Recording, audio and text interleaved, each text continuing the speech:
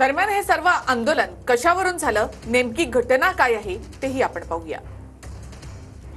बदलापूर पूर्वेतील आदर्श या शाळेत 3.5 वर्षांच्या 2 मुलींवर लैंगिक अत्याचार। लघुशंकेसाठी जात असताना शाळेच्या सफाई कर्मचाऱ्याकडून चिमुकलींवर लैंगिक अत्याचार।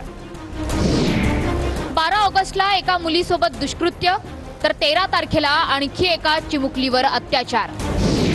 शाळेत जायला तयार नसल्यानं वैद्यकीय तपासणी केली असता हा धक्कादायक प्रकार समोर। दोन्ही मुलींच्या कुटुंबियांनी 16 ऑगस्टला पोलीस ठाण्यात धाव घेतली।